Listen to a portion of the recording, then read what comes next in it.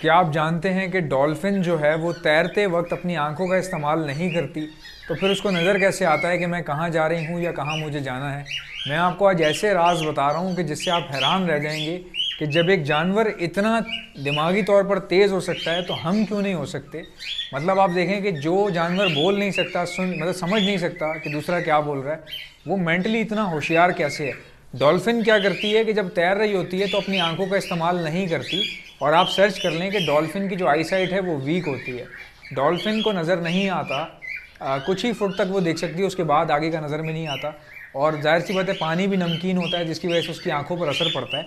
ये समुद्र ही में रहती हैं, समुद्र में या ऐसे किसी पानी में जो बहता हुआ हो। ये किसी दरिया में नहीं होती, किसी पौंड में, तालाब में नहीं होती। अब मैं आपको बताता हूँ कि इसीलिए आपने सुना होगा सिंध की जो डॉल्फिन है जो पाकिस्तान में पाई जाती हैं वो अंधी होती हैं। और ये बात बिल्कुल सच है, डॉक्यूमेंट्री बन चुकी है। कई अंग्रेज़ जो हैं वो सिंध आए थे रिसर्च के लिए और उन्होंने डॉल्फिन्स के ऊपर कुछ ट्रैकिंग डिवाइसेस डाली थी और कुछ कैमरास लगाए थे जिसके बाद उनको ये बात कंफर्म हो गई कि वाकई डॉल्फिन जो है सिंध की वो अंधी है। अब मैं आपको बताता हूँ कि जो सिंध के अलावा डॉल्फिन्स हैं क्या वो अंधी हैं। वो प्रॉपर अंधी नहीं होती बट उनको नज़र नहीं आता, उनकी नज़र कमज़ोर होती है। किसी भी डॉल्फिन के बारे में सर्च करें कि डॉल्फिन की आई साइट कुदरती रूप से बहुत ही ज़्यादा वीक होती है। तो फिर ये इतनी तेज़ से कैसे तैरती हैं, मैं आपको बताता हूँ कैसे तैरती हैं। डॉल्फिन मेंटली बहुत तेज़ होती है। कहा यह जाता है कि डॉल्फिन जो है वो सोनार सिस्टम के तहत काम करती है। यानी डॉल्फिन पानी के अंदर कुछ अजीब सी आवाज़ें निकालती है और ये आवाज़ें पानी के बाहर तक सुनी गई हैं। और मैं उन खुशनसीब लोगों में से हूँ जो डॉल्फिन अपनी आंखों से देख चुका है। देखें, डॉल्फिन को देखना कोई इतनी बड़ी बात नहीं है, कहीं सर्कस में आपको मिल जाएंगी, कहीं वाटर डाइविंग जो वहाँ पर जो जगहें होती हैं जहाँ पर बहुत सारे लोग सर्कस वगैरह दिखाते हैं, या वाटर डाइविंग, या दुबई में एक अरीना है जहाँ पर डॉल्फिन्स के साथ लोग तस्वीरें वगैरह बनाते हैं। लेकिन वो पालतू डॉल्फिन्स हैं। पालतू डॉल्फिन को देखना कोई इतनी बड़ी बात नहीं है, लेकिन एक जंगली डॉल्फिन को एक बड़े समुद्र में देखना बहुत ही एजाज़ की बात है। मैं उन लोगों में से एक हूँ जिसने वाकई वो नज़ारा देखा है। मैंने कहाँ देखा, मैंने पाकिस्तान ही में देखा। कराची के टोल प्लाजा से आगे घारो नाम की एक जगह है जहाँ पर लोग फ़िशिंग के लिए जाते हैं। मैं अपने मामू के साथ वहाँ पर फ़िशिंग के लिए गया हुआ था और डॉल्फिन का एक टोला, तकरीबन 3 से 4 डॉल्फिन का एक टोला हमारी ही कश्ती के कुछ ही फासले से गुजरा, जिस पर मेरे मामू ने मुझे कहा कि वो देखो डॉल्फिन जा रही है। और जब मैंने देखा तो वाकई वो जंप करती हैं फिर अंदर, फिर कुछ फासले से जंप करती हैं फिर अंदर।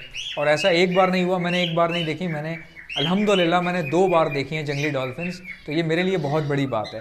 अब मैं आपको बताता हूँ कि डॉल्फिन जो है वो ट्रैवल कैसे करती है। देखें कितनी ख़तरनाक बात है ये कि डॉल्फिन जो है नज़र ना आने की बुनियाद पे इस तरह मतलब इतनी तेज़ी से ट्रैवल करती है, तो वो टकराती क्यों नहीं है।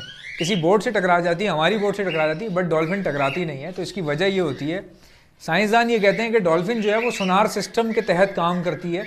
यानी कि अल्लाह ने डॉल्फिन को सोनार सिस्टम गॉड गिफ्टेड जो है वो दिया हुआ है कि वो जिससे ट्रैवल करती है। सोनार सिस्टम किसे कहते हैं? देखें, सोनार सिस्टम जो है वो एक ऐसी डिवाइस होती है जो साउंड प्रोड्यूस करती है। वो साउंड जब प्रोड्यूस होता है तो कहीं ना कहीं टकरा के या तो मुड़ जाता है या कुछ वापस आ जाता है, जिसको इकोसिस्टम कहा जाता है। जैसे आपने देखा होगा कई लोग पहाड़ी पे चढ़कर जोर से अपना नाम लेते हैं, ऐसन ऐसन ऐसन ऐसन, तो वो आवाज़ रिपीट क्यों होती है मैं आपको बताता हूँ। इस कमरे में अगर फर्नीचर ना हो तो मेरी आवाज़ गूंजेगी, क्यों? क्योंकि फर्नीचर नहीं है। लेकिन अगर फर्नीचर होगा या डिफरेंट आवाज़ें होंगी तो मेरी आवाज़ रिपेल नहीं होगी। जैसे मैं अभी आपके सामने लेता हूँ ऐसन, कहीं रिपेल नहीं हुई। अगर ये जगह जो है वीरान होगी तो आवाज़ रिपेल करेगी। इसका मतलब ये है कि साउंड जो है वो चीज़ों से टकराता है, और अगर टकराने को ना मिले तो लंबा ट्रैवल करता चला जाता है और उसकी गूंज आपको दूर दूर तक थोड़ी बहुत गूंज के सुनाई देती है। डॉल्फिन क्या करती है कि पानी में आवाज़ें निकालती है और अपनी आवाज़ को खुद सुनती है और अंदाज़ा लगा लेती है कि मेरे आसपास क्या क्या चीज़ें मौजूद हैं। जी हाँ, मैं आपको बता रहा हूँ कि इंतहाई सेंसिटिव बात है, बहुत ही कह लें कि इट्स वेरी जीनियस। तो क्या ये सोनार सिस्टम जो है डॉल्फिन के अंदर पहले से मौजूद होता है? जी नहीं। मैंने एक रिसर्च में पढ़ा था कि डॉल्फिन के अंदर सोनार सिस्टम नहीं है। मैंने एक मूवी देखी लूसी नाम की, उसमें ये बताया गया कि डॉल्फिन जो है वो उसके अंदर सोनार सिस्टम नहीं होता, वो बना लेती है, वो बना लेती है। मैं आपको मिसाल देता हूँ किस तरह से। हमारे गांव में एक आदमी है जिसके पैर जो है वो कमज़ोर हैं, पोलियो है, वो चल नहीं सकता, बैसाखियों पर चलता है। तो लास्ट टाइम जब मैं गांव गया तो मैंने उनसे हाथ मिलाया तो उसका हाथ बहुत मजबूत था। और जब उसके हाथ की पकड़ मैंने देखी और उसके बाद मैंने गौर किया उसके बाइसेप पर, जो यहाँ पर जो गोश्त होता है, तो वो बहुत ऐसा लग रहा था जैसे किसी बिल्डर का है, जिम जाने वाले। मैं आपको बताता हूँ, जब एक इंसान बैसाखियों पे चलता है और उसकी लातें काम नहीं करती, मुस्तकिल उसके हाथ यूज़ होते हैं, हाथ यूज़ होते हैं, वो हाथ इतने यूज़ होते हैं कि वो हाथ यूज़ होने के बाद, ज़्यादा यूज़ होने के बाद, वो एक नई ताकत पैदा कर देते हैं आपकी जिसामत के अंदर, और वो मसल्स उसके उस तरह से बन गए जिस तरह लोग जिम जाकर भी नहीं बनवा सकते।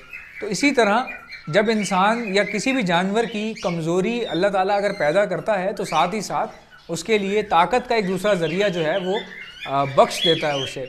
किसी माजूर आदमी की लातें नहीं हैं तो उसके हाथ इतने मजबूत हो जाते हैं कि वो हाथ के ज़रिए अपनी व्हीलचेयर चला पाता है या दूसरे काम कर पाता है। इसी तरह डॉल्फिन की आंखें कमज़ोर होती हैं, लेकिन उसको इतनी बड़ी खासियत मिल गई कि वो दिमागी तौर पे इतनी तेज़ हो जाती है कि वो कहीं भी जाने से पहले 1 किलोमीटर या जितने किलोमीटर भी एक बहुत लंबी साउंड प्रोड्यूस करती है, और उस साउंड को सुनती है।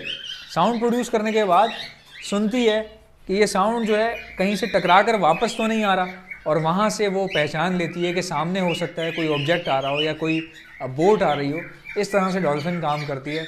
सोचें, इसको कहते हैं आर्टिफिशियल इंटेलिजेंस। जब एक जानवर अपना छोटा सा हुनर इस्तेमाल करके बहुत सारी चीज़ें देख सकता है, जान सकता है, पहचान सकता है, तो इंसान क्या कुछ नहीं कर सकते। अब मैं आपको बताता हूँ, न्यूटन ने जब लॉज दिए थे, scientific laws, Newton first law of gravitation, Newton second law of gravitation, Newton third law of motion, gravity का या मोशन का जो उसने लॉज दिए थे, कहा यह जाता है कि उस वक्त न्यूटन अपने दिमाग का सिर्फ 5% इस्तेमाल कर रहे थे।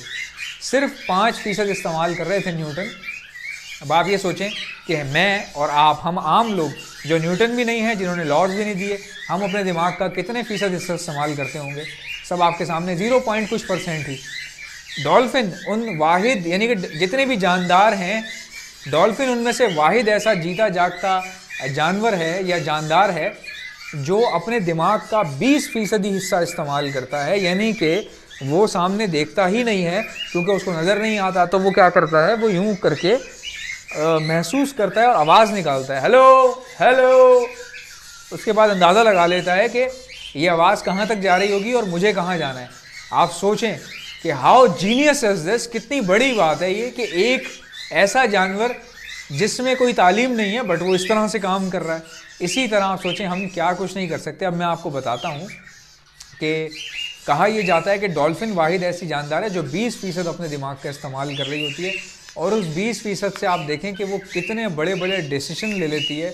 इसी तरह अगर हम अपनी थोड़ी सी ट्रेनिंग करें या अगर हम अपने लोगों को सिखाएं कि मुश्किल वक्त में कैसे हल निकाला जाता है और किस तरह निकाला जाता है, तो वो भी इन चीज़ों में बहुत अच्छे हो जाएंगे। आपको ये वीडियो बनाने का मकसद सिर्फ ये था कि आपको ये पता चल सके कि एक जानवर इतना ज़्यादा हसास और इतना ज़्यादा तेज़ कैसे हो सकता है। डॉल्फिन की समझदारी आप देखें कि तमाम जानवर और जंगली परिंदे इंसान को देख के डरते हैं, लेकिन एक वाइल्ड डॉल्फिन जिससे कभी इंसान का ताल्लुक नहीं बना, जब वो भी अगर उसके पास चल गया तो डॉल्फिन काटती नहीं है। खाली पालतू डॉल्फिन नहीं होता कि आपके साथ खेले, बल्कि जंगली डॉल्फिन भी कभी कभार खेलने लग जाती है। हालांकि उसके बड़े ख़तरनाक दांत होते हैं, लेकिन फिर भी वो नुकसान नहीं पहुंचाती। यानी कि उसका इतना तेज़ गट फील होता है, उसको पता होता है कि मैं इसको नुकसान नहीं पहुंचाऊंगी क्योंकि ये भी नहीं पहुंचा रहा।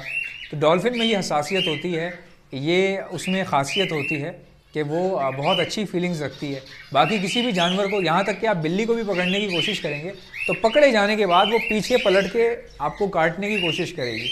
सो गाइज़, आई होप कि मेरी वीडियो आपको अच्छी लगती होगी। इंशाल्लाह मिलते हैं आपसे नेक्स्ट वीडियो में, तब तक के लिए अल्लाह हाफ़िज़।